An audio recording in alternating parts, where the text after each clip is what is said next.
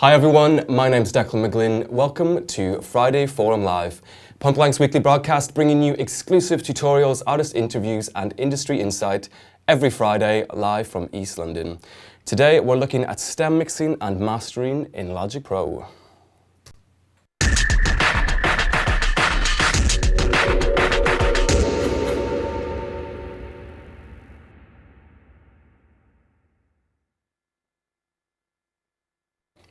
So today is all about stem mixing and mastering, how to mix using only the essential parts of your track summed together. And if you want to learn more about mixing, mastering, and a lot more things like that, make sure you check out our courses at pointblanklondon.com. And remember, we are completely live, so get your questions for Justin in, and we'll chat to them at the end of the broadcast. So Justin Lindley, one of our Art of Mixing instructors. Yep. Indeed. Welcome to Friday Forum again. Thank you, yes. So Good very to be back. quickly, let's just get straight into it. What are stems, for anyone who doesn't already know? Well, I think some people are confused about that. I think people use the term for any sort of audio parts of a track, really. I think really the best way of looking at it is it's if you have a track that's actually mixed, and then it's submixes of that. Okay. So basically some degree of mixing's been done to it. So like the drums will be all one thing and a lot of mixed processing's already on there. So many less parts than you would have in the actual mix where you have everything separated out, separate kicks, separate all the different bits. So you might just have drums. The drums. Stereo drum track. Yes. Yeah. Okay. Or it would vary very much how mixed together that would be. Okay. So, I mean, the reason that I guess this came up was I've had a few things to do that are mixing or mastering from stems recently, rather than it being the usual thing with mastering would be that you have a finished stereo mix and you're just processing that and trying to do what you can with that, or having all the parts of a mix. Yeah. So this is a little bit of a sort of in-between area where from a sort of mastering perspective, I've got a little bit more control actually. And then from a mixing perspective, it's narrowed down my options, which is also great because I haven't then got I can't really mess around with my kick drum and think, well, what about this and that? I've and kind little tiny changes. And so in terms of actually getting something finished, potentially having it kind of mixed down to stems is a useful stage along the way. 'Cause very often trying to actually finish stuff off is quite difficult for people, I think. Yeah. So most of the time stems would have been used for a mix engineer when they got a project and they were just sent some of the stems to mix. But it can also be useful for you personally to bounce your whole mix down to stems. It's kind of like committing MIDI to audio in a way where it's like, right, exactly, this is it, it's printed, it's done, let's deal with what we've got. Yeah, you're making some more decisions along the way. Yeah. It reminds me of a little bit that the first studio I ever worked at in London was built in the 60s and they'd more or less kept the same gear there. Right. So it had 1" 8 track as its format. So you're having to so sort of 8 commit tracks. to things straight away, and the speed that you made records with was great because you just had to kind of go for it all the time. So your drums would always just be either 1 track or stereo 2 tracks. And however many mics you mic'd it up with, you had to just make decisions as you went along and kind of commit to it. This particular track we're having a look today, it's from a guy called Leo Lucchini, who's actually one of my students in one of my classes at the moment. And he'd made this track in Ableton, and he'd got so far with it and was kind of happy enough with it. It already sounds pretty good. We'll have a listen with it kind of flat in a minute. Just literally like all the stems that he gave me at the same level. And then, just seeing where we could take it from that. Obviously, he wanted it to sound a bit better, and I guess didn't know quite where to go next with it. So it's just something I'm been helping with him. Let's dive in then. Yeah. So we'll have a little listen. So this is just putting all the stems here, all these faders, as you can see, nicely at minus quite a lot. So I've left myself lots of headroom on the mix. So I'll just play it as it is. It already sounds pretty good.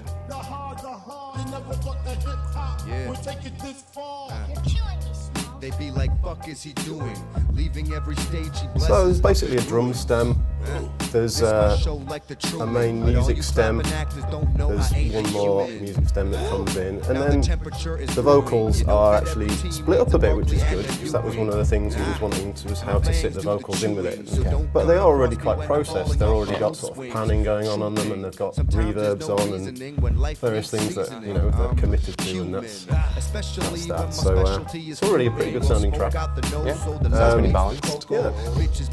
So as you can see, that's just those faders playing back totally flat all at the same level. So this would be like he was hearing it in his Ableton session before he bounced it out of there. Trying to leave myself a nice, healthy, I've got a very respectable 10 dB of headroom on my output at the moment, so We'll soon, happy with that. We'll soon nice. deal with that, yeah. Yeah, Get rid of that will soon go headroom. wrong. So in that, it's a kind of like mastering and finishing off the mix, or more access to the mastering. I'm going to have a little look at the mastering chain that I came up with it. All I'm really trying to do with any of this, because it already sounds good, is enhance it a bit and try and make it sound hopefully a little bit better. That's really the aim, rather than kind of totally laying into the mix and changing it drastically. So I'll just have a little look down my mastering chain here. Obviously it looks like there's a few things going on. So we'll start with this. This is a plugin that's, it's a free plugin actually, which is really useful. I've used this on a lot of things recently. It's a great, a great free plugin. It does some of the things that some of the sort of more expensive Brainworks plugins do regarding sort of stereo width, and also having this feature here where you can mono the low frequencies in something. Yeah, and you can set the crossover. Yeah, exactly. You can choose which frequency here is getting monoed below. So it comes from an old sort of vinyl mastering idea, really, where in order to cut something reasonably loudly onto vinyl, you needed to center all the bottom end if it wasn't already centered in the mix. Yeah. But it seems to work even if you're kind of doing that in the mix anyway. It seems to help and make it a bit more just definitive even on the mix bus. So that's really all I'm using this for. I'm not using it to sort of mess around with the actual stereo width of it beyond that. So that's the first one. Like I said, some of the Brainworks plugins have this feature as well. I think I just changed it. I think I started on 120, but anyway, we'll go with that. 100 hertz or below is usually a pretty good situation there. One of the things with this track as well was that I don't really want to make it sound too kind of nice. It still wants to sound a bit rough, and it wants to keep all its bottom end in there. Just very, very simple, very slight tidying up on the bottom, very low down, only 23 hertz seemed to be where it didn't really mess with it, didn't ruin anything. I was just using the stereo tool just to look at the stereo features of some of the other things that were in the mix and seeing how that was going. So I'll leave it off for now. So maybe you should be listening to this as we go along. It'd be useful, wouldn't it? So they're very subtle, these first two things. They're just to do with tidying up the bass, really, to mono and then have a slight high pass filter on the bottom end. This Waves API compressor is quite a favourite of mine at the moment for putting over the whole mix. And actually, this is more or less a preset in there that I might have tweaked a little bit, but called Modern Mastering Glue. And it's unusual because it's probably, when I look at it, I think, oh, I probably wouldn't set it like that. But then it does a really nice job of doing what it says it would, of gluing the mix together. Yeah. At the moment, before I've kind of processed the other things, it looks like it's not really doing much. I mix into it, it'll start to actually do some compressing. Having said that, the analog character on it, on these API ones, seems to do quite a lot more than just adding noise. Yeah, it's certainly got a bit of low mid. Yeah. Peaking up there. So it's just to glue it together a little bit. Again, another favourite that's cropped up a bit before in some of the mastering and mixing tutorials. This Lufticus EQ, which is a copy of a Mag EQ. Which the thing that's unusual about it is having this air band at the top, where obviously it seems ridiculous to be boosting at 40k, but it's a very shallow shelving filter. So even though you're boosting what looks very high up, it is lifting up things that you can hear. Apart from just the esoteric weirdness of boosting way out of your frequency range, which anyway seems to work. You can hear it's just adding a little bit more clarity to everything. So they're all just subtle enhancements, really. Same with this, with the Pultec EQ. I mean, one of the things they're kind of famous for anyway is just adding character to something. This is a Waves one, because we have the UAD ones in here anyway. But I'm not even using it to do any EQing at the moment. I'm just going to turn it on, and it's just a slight enhancer over the whole thing. It's modelling something that had a lot of circuitry in it, which had a big, strong effect on the sound. And actually, even if you just change where the filters are in it without actually boosting or cutting anything, it has a different sound. It has different EQ curves just by moving this around. Subtle again, but you know, I'm monitoring a little bit quietly anyway, but you'd certainly notice. Obviously sometimes I would be using this to actually do some EQing, but on this occasion it's just acting as a nice little enhancer, a little bit of betterness, which we like, which is also what I'm trying to do with this, which is another plugin from Waves called NLS, which it stands for non-linear summing. The idea of it, to use it sort of properly, is that you're trying to emulate the idea of kind of having a console where maybe you have everything as an SSL and you have VCA groups and so on, and that you would be making an analog summing mixer. Obviously you can just use it as something that just adds the character of certain consoles to it, and then adding more drive to it exaggerates the effect of that. On this one I've chosen this Mike Hedges, I think it was a EMI console, and it adds a little bit of low and a bit of high to me. It seems to make a little bit of extra bottom and top, but certainly it's definitely a nice enhancer. Yeah, you have to I'm be a big fan of that. You have to be a little bit careful because it will actually distort if you do turn it up a bit too much. You know, certainly on a mixed bus, it will make a bit of crunch across everything, and it varies whether that's in a nice way or not. So just subtle enhancement across all this so far, just trying to bring out a little bit more. And then the slightly less subtle would be to just to turn it up. Essentially, I'm using this Waves L3 limiter. I really like this one on bassy tracks because even though it doesn't look like it, it is actually a multiband limiter. It's sort of hidden 3-band multiband as far as I know. So it doesn't suck in the bass too much when you've got a bassy track, so that's going to be helpful on this one. So I'm sure you'll very much notice the volume difference when I turn that on. I'm adding about just over 7 dB of level, even though it's not going to be attenuating it much. In fact, at the moment it's not doing, it's only taking off another 2 dB, so it's not really slamming it too much at this point. There are different profiles, effectively presets, I guess. Not in terms of where the settings are, but in terms of what the multiband part of it's doing. So I had a little flick through those, and this one seemed to suit it best. On the end as well, I've got foolishly looking at a loudness meter, which I'm becoming fairly obsessed with, this sort of newer way of looking at loudness, and in theory or where we're supposed to be in terms of a sort of average loudness. Loudness units is a sort of update of the idea of RMS really. It's a better way of measuring an average, but it's measuring it over a whole thing. And it's, for broadcast in the States, it's actually in law at this point, isn't it? You have to have a specific loudness of -24 LU. And it's -23. It's sort of recommended in Europe at this point, though not that many people are going for it. So I'm sort of looking quite a lot of records and seeing where we are with that. And so far I'm at kind of -11 or something, which is pretty loud. I guess like -10, -9 would be for this record. Yeah, exactly. That's quite sort of common, but I'm just it'll be interesting to see what effects that has. The whole loudness thing once the average is being brought down for right across the board for all sort of broadcasts of music and everything else, then this thing of making things louder isn't necessarily going to help it, is it? It's going to sound worse than something that hasn't been made super loud. So I'm quite interested in that to see how that's going to affect things. This one, by the way, is the only free one that I know about. This LUFS meter. I've forgotten who makes it, but you'll find it out there if you type in free LUFS meter. What we have in this track is one of the things that the guy was concerned about was having the vocals sitting in well.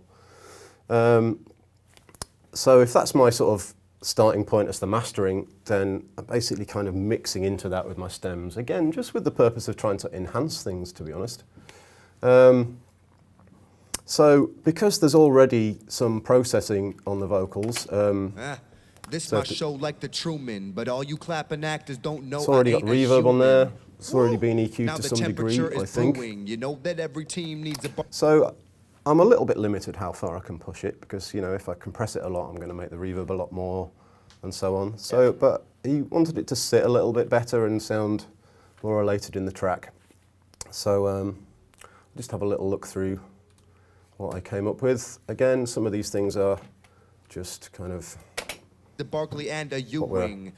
almost always And my doing with fangs many do the things at chewing, this so point in don't the come mix. across me when I'm Yeah, falling off rolling my off a bit of the mood unnecessary swings. low. True thing. You Sometimes can there's no see and hear reasoning what's when going life on with that. needs seasoning. You can pull up the Human, the scale when here my so you can specialty see if is it's, you fuming, know, blow sometimes you smoke get out the things that nose just so because of the the lie level you meets the can't see what you're cocoa. doing with Bitches the must don't know analyzer. If Papito you pull is up the a scale on the loco. left, you can I'm see broke much though more like an what's 01 happening, so you can Pentagon, see why going we harder want to than tidy a up flying that a brick little made. bit. As I might have said last time we did one of these, I think very often people go a little bit far with this and have really, really steep filters and cut off way too much of things. I think it's a good idea to do it to a lot of things, probably everything in your mix, but to be probably less than you think you should. Yeah, no 48s. People do these kind of like really steep filters and like go all the way up here with it. Well, it's a hi-hat, it should only exist from whatever up, and it's like, it doesn't always sound better. Yeah. You make a lot of things sound quite kind of weird and unnatural by doing very steep filtering on them. Most analog EQs are really like this 12 dB an octave, some of them are less, 6 dB an octave, because of having a more natural sound essentially. So this thing of being able to make these steep cliffs to fall off is a little, it's, you know, there's times when that's really useful, but it's certainly not a necessity for filtering out low end from things. So again, I've just gone for Now the temperature is the pull tech on it. Again, I'm doing the same thing. I'm not doing anything with it. I'm just turning it on. And my fangs do the chewing, so don't come across me when I'm You falling can hear off it's my just a mood slight, it's swings. changed the EQ True curve a thing. little bit and Sometimes enhanced there's it. no reasoning when life needs seasoning. Very often on vocals, these are great for adding the kind of airy top end to things, boosting up at you know, 10 or 12 K. I used to think for years that this must be a shelving EQ, but it isn't. It's a pretty broad bell curve at the top. Right. But at the moment, he sounds kind of bright enough for what he's doing. I'm not sure that I've ever managed to mix a lead vocal without putting some sort of 1176 on it somewhere along the way, so I'm going to carry on with that tradition. This one's one of the newer UAD ones, model from this blue stripe one, again in waves. There's a blue stripe one as one of the options in there. It was one of the older ones, and they generally sound a little brighter. Especially when my specialty is fuming, blow smoke out the nose, So, so the lie meets the cocoa. Bitches must make don't it quieter. know, We usually Papito have is a loco. the opposite effect, I'm don't we, with broke though compressors, like but- an 01 Pentagon, going harder than a flying brick made of Teflon. So I was trying some other things to add some character. At some point I had this driver thing that seemed a little bit much, but it's quite good. We'll maybe come back to it once it's sat back in the track again. And again, I had a different setting on the NLS. I've got the SSL, Spike Stems SSL. Yeah. And again, that's a little bit different. It's not so bright sounding. Smoking blunts till my breath is gone. My metal's Pretty on. subtle, but Rookies know this pro hot like Szechuan. somehow it adds a little bit of clarity and focus to it, which is what I really love about these NLS things. Somehow it just makes things have, yeah, just a little bit more place in the mix and makes them more definite somehow. I don't really know how it's doing it, but it definitely does relate to what happens when you spread something across an analog desk. So he's got some of the things in the track already. I'm also like, well, semi-stuck with, in that he's panned things and so on. This vocal just goes onto another track for another verse, just because there's one little overlap. So of course I'm just going to be lazy and copy and paste that whole setting. I just changed something, didn't I, into that lot. So that's just the lead vocal in the next bit, and then we've got various other backing vocals. I mean, quite often with stems, those would be mixed down more. It'd be common to have a lead vocal with its processing on, and then all the backing vocals maybe mixed together as a stem. In this situation, he's left a few more options in here, and they're doing all sorts of panning and doubling. Really, all I was trying to find to do with this, so we've got a kind of selection of things here that I've more or less treated the same anyway, in terms of very simple EQ again, reducing the low. I think I changed it on some of them, so there's a little bit of a dip in the low mids as well. Let's just put all these on. So this is a mixture of sort of samples and doubles and backing vocals and so on. And then I've used the LA2A, which is an optical compressor. So it's going to have a sort of softer effect than the 1176 that I've got on the lead vocals. Yeah. So they're not going to sound as present, but it's just going to even them out a bit and sit them in the mix a little bit better. I don't want them to have the same sort of presence as the lead, so it's definitely sort of going for that. And then there's all sorts of things that I'm already, committed to, because he's done automated panning on some of them, and they're already kind of in their position there. So I'll just...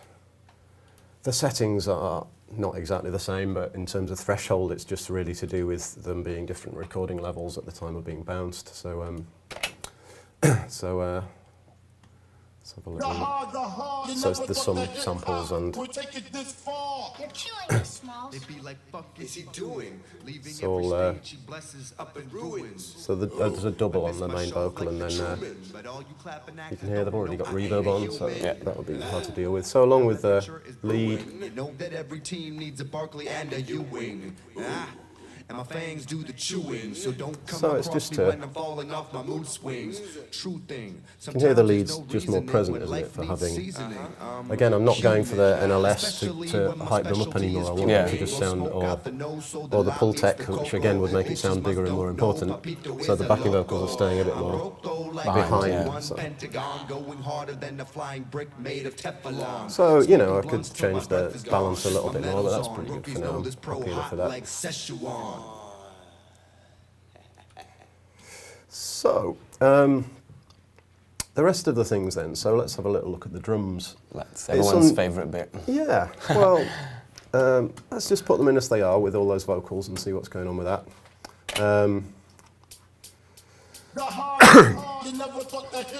Yeah. You're killing me, Smalls. They be like, fuck is he doing? Leaving every stage So they sound pretty good, but ruins. the drums strong is always nicer, isn't it? Finding some way of beefing them up even more. Yeah, it's funny what the NLS has done to the vocal to make it stand out. Now everything else needs to be brought up to match it. Exactly, yeah. So I mean, the drums that did anyway sound kind of all right. Obviously, you could just turn them up. But, yeah, I had a few other thoughts as we went along. So again, actually, they're already mixed together, and some of the things that are in the drum stem are more stereo, less stereo. So again, I've done the same thing of making sure all the kick is right in the middle, or at least the low frequency aspects of the kick. And it sounded a little bit better, just pushing the width out really slightly, not in a really big deal kind of way. There's some other parts of the track where there's more sounds in there and so on. Again, it's pretty subtle, that, isn't it? This EQ, I've actually done some EQing with it turns out. That's a nice surprise. So I've boosted a little bit. What looks ridiculously low down, really. 20. Again, 20 shouldn't really be in our picture at all, but of course, because they're very broad, all these the shelf at the bottom, that it does actually pick up a little bit the low. And pulled out the snare a little bit with some 3K. That would probably be better if it was a bit wider, I think. And then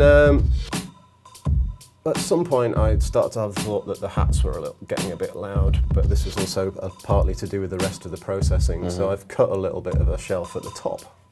So slightly unusual, I guess, for drums, but so I'm actually cutting a shelf at like 10K, so making them arguably duller, but it sounded better to me at the time. When again, this thing of being able to add a little bit more punch into things, there's quite a lot of different models around of transient designers, which are, to alter mostly the transients on the front of things, the actual attack of something. Seem to use them mostly to add. Yeah. I tried this one from Native Instruments, which is it's basically a copy of the original one. It's the SPL one. SPL, yeah. And it was pretty good on quite a lot of it.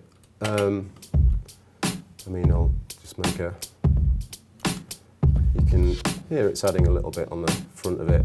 But it seemed to make the hats a bit too much, kind of like it was picking those out too much and making those kind of clobberous a bit much. So I ended up back with the Logic one, which, although obviously it looks a bit sort of fiddly, doesn't it? Like, why do you need that many controls where it's basically like attack and sustain? But it has a threshold in it, so I could get it to not do the hats thing quite so much and still put a little bit of punch on there. So it would only kick in with its transients influence above a certain That's volume. what I was hoping for. That's what I was trying to get. So, That's the idea anyway. Yeah, so it seemed to not make the hats too kind of in your face, which was not really helping.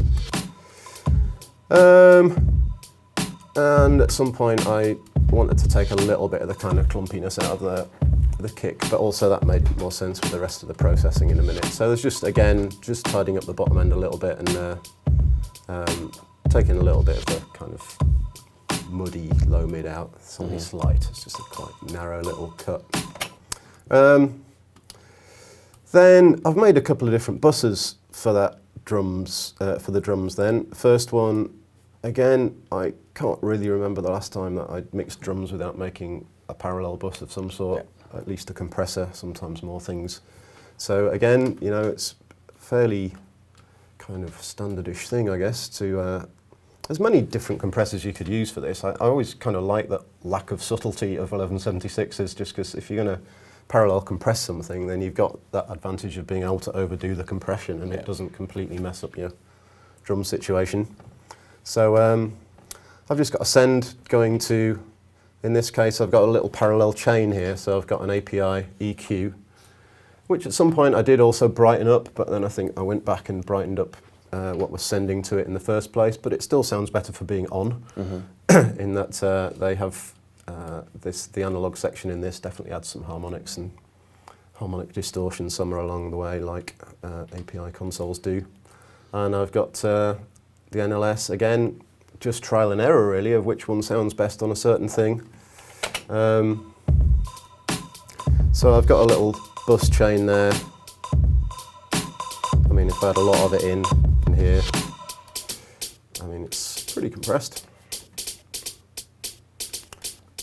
Bring it back to the beginning, there's some more drums going on. So I'm only going to be able to set that right once it's in the track, but you can hear it's creating more presence really, isn't it? And yeah, you could argue it's louder, but it's not even an argument, it is louder. It's louder, yeah. Another thing that happened though, when I had this in then with the... Sometimes there's no reasoning when life needs seasoning. I'm human, especially when my specialty just a bit's enough, it just makes enough to give it a little bit more presence, doesn't it? Absolutely. Doesn't need to be super loud. I think the drums sound pretty good. There was one of the things that was bothering Leo was just how connected everything sounded in the mix.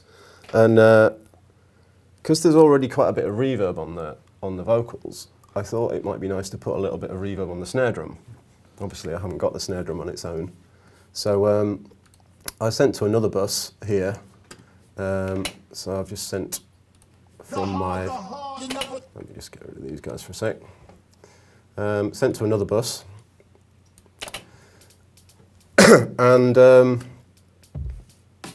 there's many ways that if you've got something already mixed together that you could process it in such a way as to sort of extract things. One of the things would be maybe you could split up the frequency bands of something. You could make 3 copies of it and have a low, mid and high, these kind of things. There's lots of ways you could process stuff like that.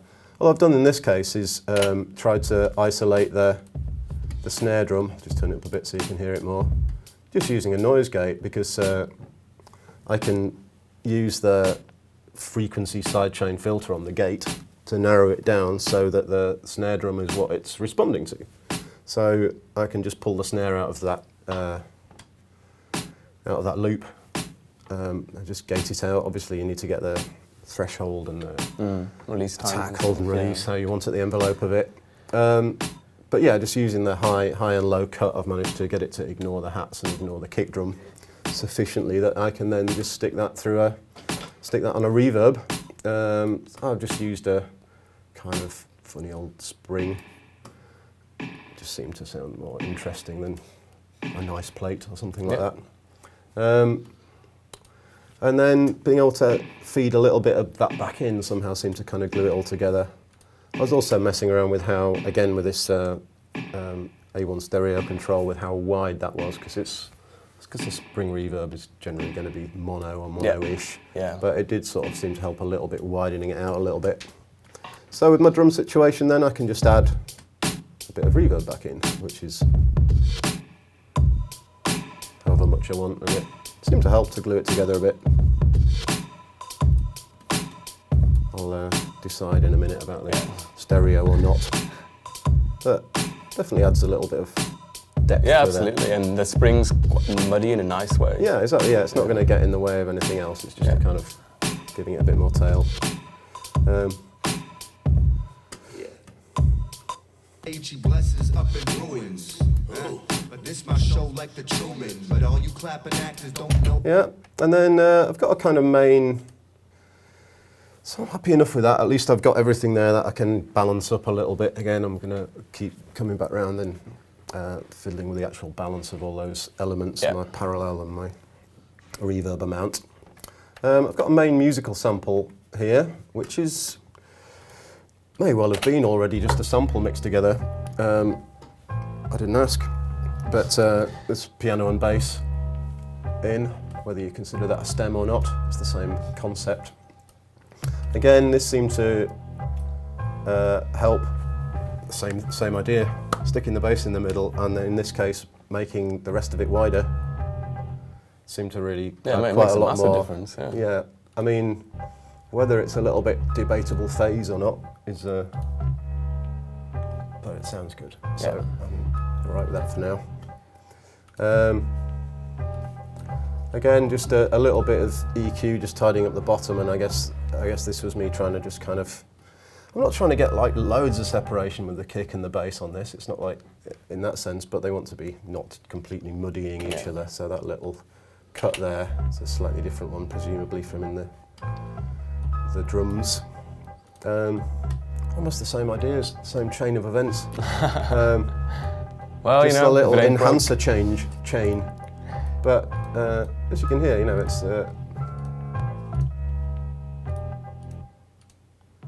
between those, it's making it quite a lot more clear, isn't it? Yeah. In the track. Even better if we hear it in the track. I'm sure I'll just press that.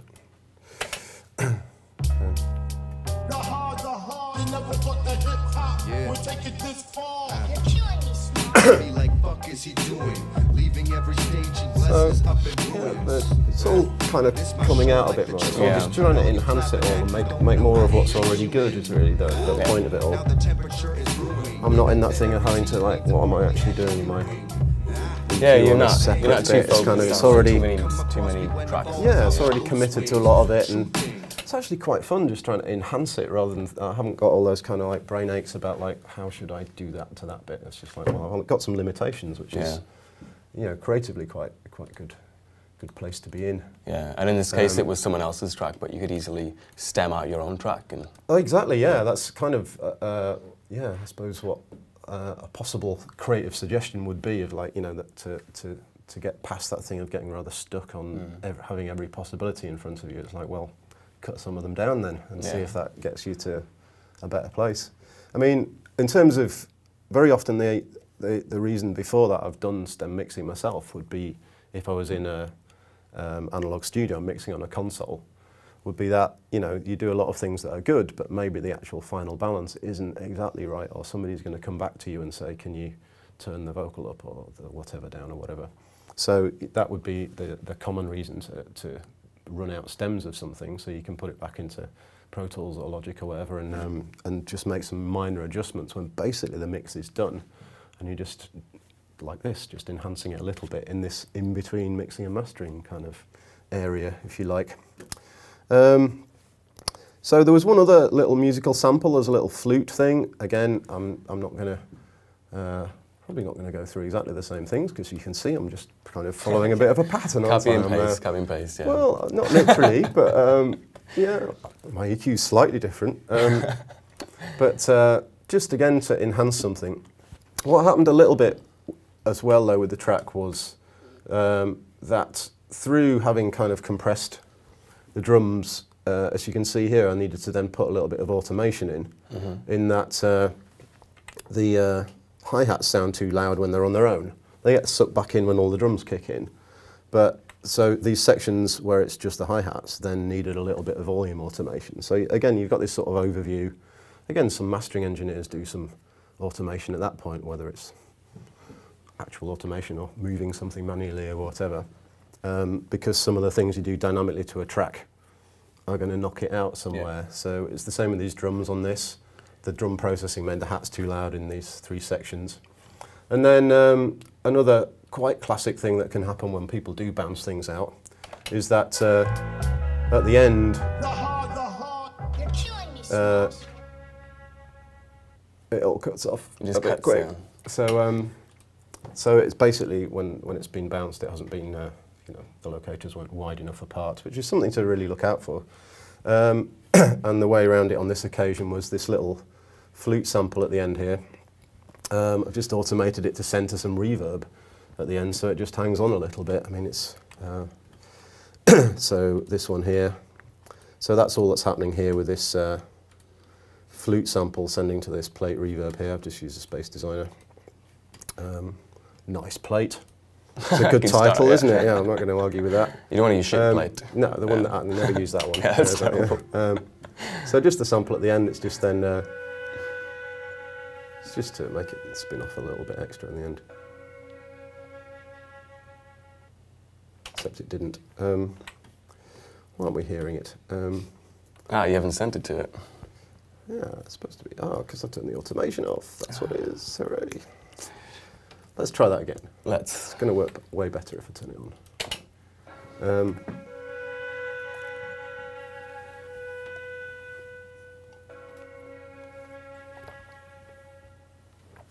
Right.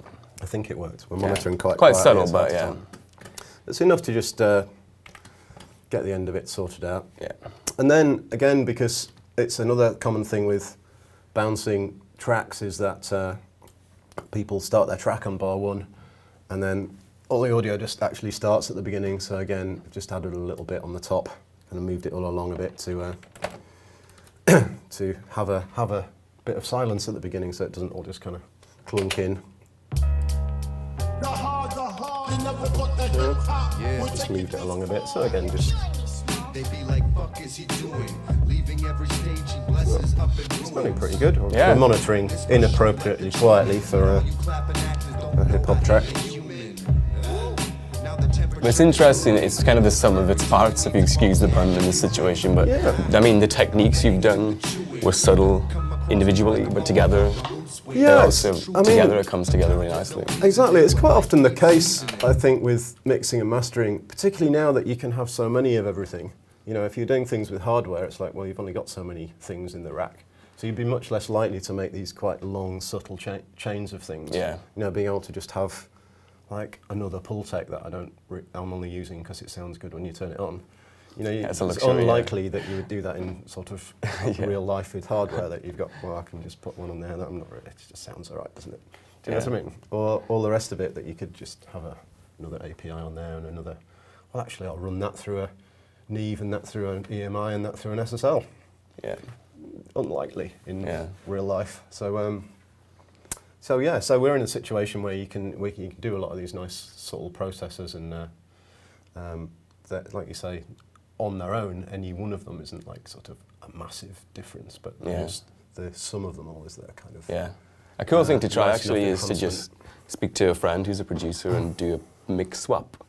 Get them to stem mix your track. It's just really nice to get away from something you've created, and Yeah. because you can really practice your mix skills and go to town on someone else's work. Yeah. And I think it's really helpful. Or you could come and take a course at Point Blank.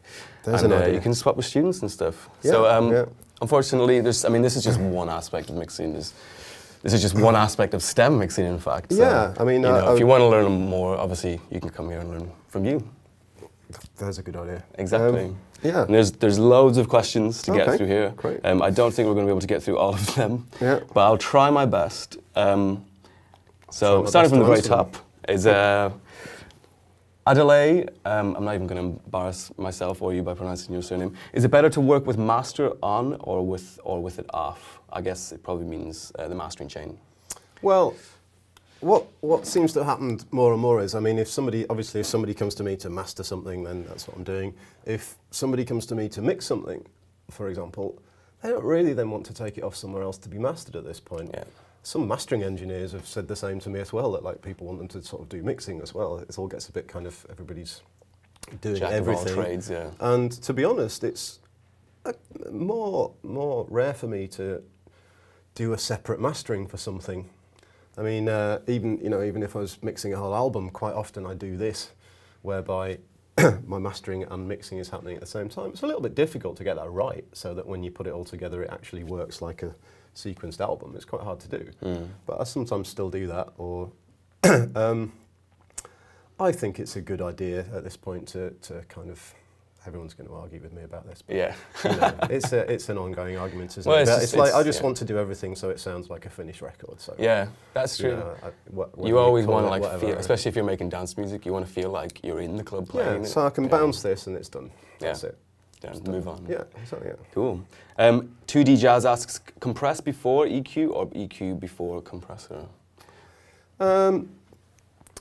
They're just different, really, aren't they? I think probably the most logical argument with that would be to take out, like if you're doing an EQ that's cutting something, to do that before you compress something. Yeah.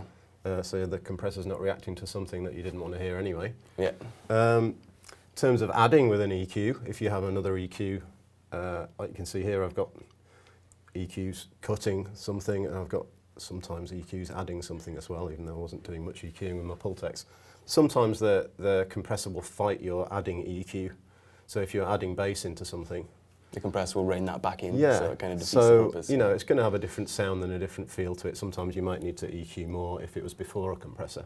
Yeah. So I mean, it's not really right or wrong, to be honest, but it's just good to be sort of aware what you're doing. I'd say certainly do all the cutting before compressing.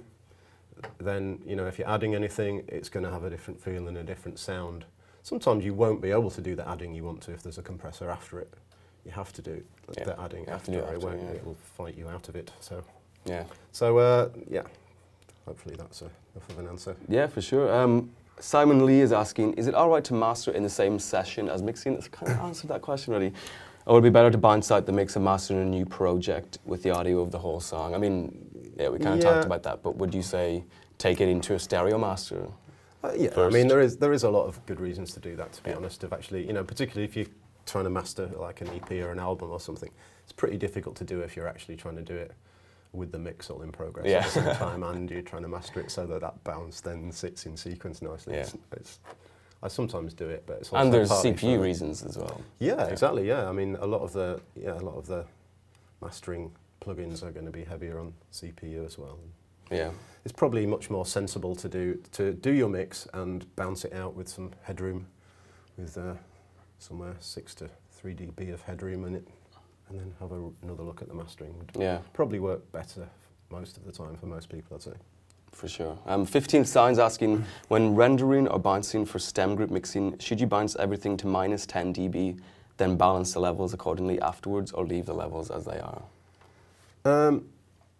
Well, obviously you don't want things to be clipping. I mean, whenever you bounce something out of whatever, Ableton or Logic or whatever, it's pretty easy to forget that actually it's re-recording it through your mixer, isn't it? So, you know, it's pretty easy to get the levels a bit, either way, wrong. I would say aim for them staying more or less as they are. So you're not, by bouncing something out, you're not either making it super loud or super quiet.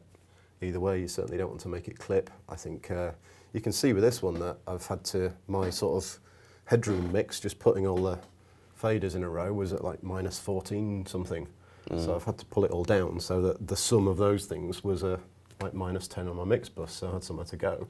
Yeah. So, you know, this is fine, but obviously I'm having to turn it down a bit to get it to not go over straight away. So, Yeah. I think, yeah, I mean, specific numbers, but yeah, leaving some headroom, -10 is not a bad idea. Okay. There, but. Cool. So, final question. Nashi B is asking, what's the best setting for mastering compressor glue in terms of threshold, attack, and release? Well, as I said earlier on, this is a preset out of this Waves one, and quite often it isn't what I would think to do. Like, How come you would think that was maybe not suitable for mastering? well, quite often. So, say if I was using like the SSL bus compressor or something, Yeah. I nearly always default to being at 4:1 and having a long attack, so that all my punch still gets through, because I know it's going to hit a limiter after it. So my transients are going to be in trouble in a moment anyway. They're going to get squashed.